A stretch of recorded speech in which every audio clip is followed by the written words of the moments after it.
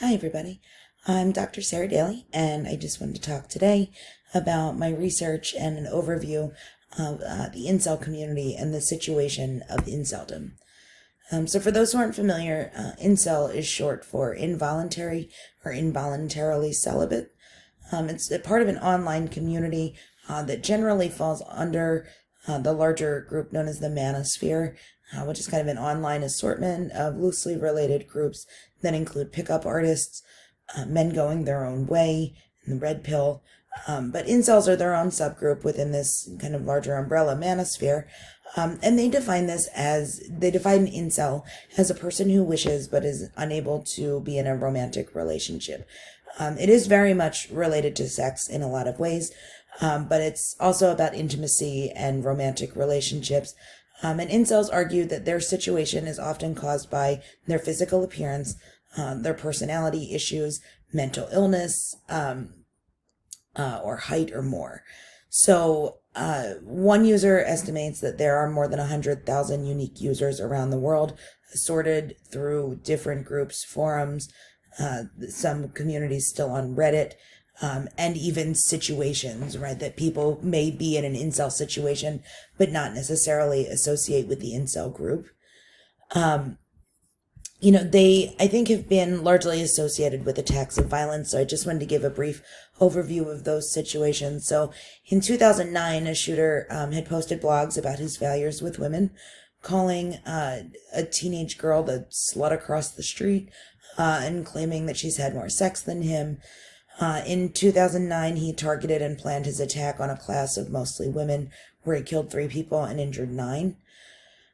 He was not, again, associated with the incel community or incels, but the situation kind of that he described and the intense misogyny leads people to associate him with the incel community. In 2014, there was the Isla Vista shooting spree, which I'll discuss in a moment, but I am going to move on to the Toronto van attack. This was really one of the first attacks in which the shooter announced his allegiance to the incel group and claimed that this was the beginning of the incel rebellion. So there was kind of a spike in attention with incels at that point. Also in 2018, there was a Jacksonville yoga studio shooting, where the shooter had made YouTube videos identifying as an incel. He made very derogatory comments about women, laced with misogyny, railed against interracial dating, and more. But then, kind of most recently, people might recognize the term incel from the recent concern about the Joker movie and reports on the dark web and Department of Defense announcements that incel sites had threatened violence. So this didn't occur, but the movie was troublesome for a lot of people in a number of ways, particularly its close relationship with the Aurora Theater shooting, right? Its glorification of violence, and the misrepresentation of mental illness and trauma. So there was a lot of kind of backlash to the movie, despite the positive attention that received from the Academy. When we go back to this Isla Vista shooting in 2014, the shooter, whose name I won't mention, wrote and published a manifesto before he murdered his roommates and his friends and attempted to kill women at a sorority house at UC Santa Barbara. He killed 2 women on the sidewalk, and he drove around the city shooting at people and hitting pedestrians with his car. So at the end of that day, he had killed 6 and he injured 14 before he killed himself in his car. In his very long manifesto, he doesn't mention the specific word incel or the community, but he did so in a comment on a website where he claimed that one day incels will realize their true strength in numbers and will overthrow the suppressive feminist system. He has unfortunately become something of an icon now among a select group of incels who advocate for or hope for mass violence as a type of incel rebellion. I underlined here Magnificent Gentleman because he's often referred to as the Magnificent Gentleman or the Supreme Gentleman. So incel websites, many of them on Reddit or online, are open to the public for viewing. You can do so at your own risk. I'm not providing the links here. I don't think they need any additional traffic. But if you are going to do so, I would recommend that you brace yourself for generally awful kind of content. It certainly includes things like misogyny, overt racism, violent ideations, um, just foul language, as you can see in these examples.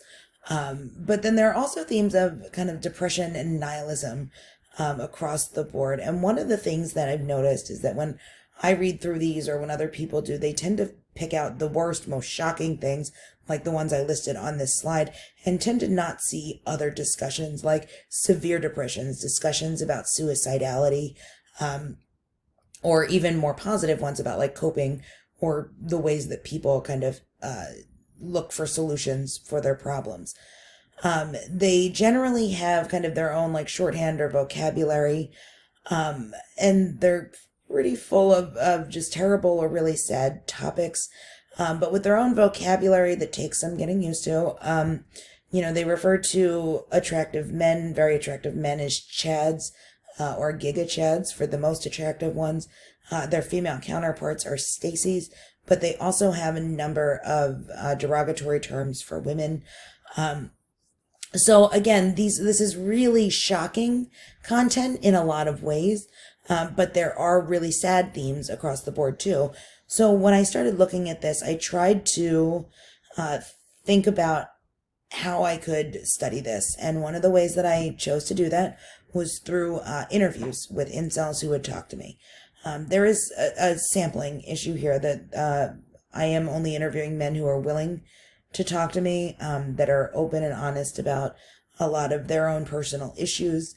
But the angriest of incels or the ones who are vehemently against researchers or media are just unwilling. They're not going to talk to me.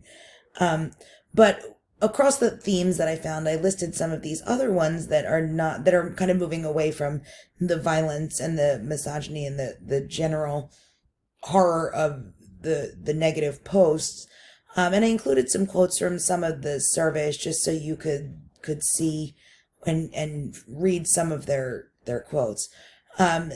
Many of them are very lonely. They're socially isolated. So not only do many of them not have romantic relationships, but they don't have real friends either. There is a victimization mindset in a lot of this, so that many of the men feel as though they are mistreated or degraded by society. So as this responder, who prefers to be called Frail, says that he's not treated like a person or like a human being. And many of the men that I have interviewed have said things like that. Like, I just want to be treated as a human being. There's a lot of defeatism or nihilism or fatalism. So this belief that like nothing they can do will change it. So that if their problems are all rooted in their physical appearance, nothing short of plastic surgery will change that. So many of them kind of don't agree with the notion of therapy for that very reason. I did often ask about the really negative or horrifying posts, and many of them assure me that it's shit posting, as they call it, or trolling. So as Simon explained in this slide, he thinks that there may be incels who want to rape people, but most are just people being very hyperbolic or just saying things to get the most attention on these forums, or to just shock people for the sake of doing it. Physical appearance and race are two of the main things that people discuss. So many of the men view themselves as very ugly. They often rate themselves on a scale of 1 to 10, and many view themselves as less than a 3 or less. And one interviewee in particular asked me about Asian incels, which the incel community refers to as rice cells. And he believes, like many of this trope, that no one wants to date Asian men, right? And they generally tend to point to research about Asian women dating outside of their race. And so there's a theory among the group called Just Be White, that white men do have more romantic and sexual success with women. And then lastly, there are discussions about sex. So, Stephen explains that being a virgin is really embarrassing for him. So, he sees guys talk about the sex that they're having, and it upsets him because he feels like he will never have that. And so there are other quotes that kind of go along with these, and I think kind of reiterate the same issues, but I just wanted to give you a sampling of them. So I like to think about this in terms of theory because I'm a big theory dork. So when I'm kind of framing these issues and thinking about how to research them or move forward, I think about, masculinity in the research by Connell and Messerschmitt about hegemonic masculinity and how we do gender, right? That it's through behaviors and cultural expectations. And while there are these hegemonic masculinity ideals and standards and expectations, that by nature not only subordinates women, but it also subordinates and marginalizes certain men too. And incels in this sense would fall under that subordinated or marginalized category. So I also think about labeling theory, right? Because incels have labeled themselves in a sense, or very literally. And so they kind of stick to this label now for the group and their own individual situations. But when the incel community is being associated with so much violence, we have to think about what that label actually means. And then lastly, we think about anomie and strain theory. So on the individual level, we think about strain as not just being their physical appearance or mental health issues, but also related to difficulty finding jobs or a lack of educational opportunities or success. So all of these kind of pile on.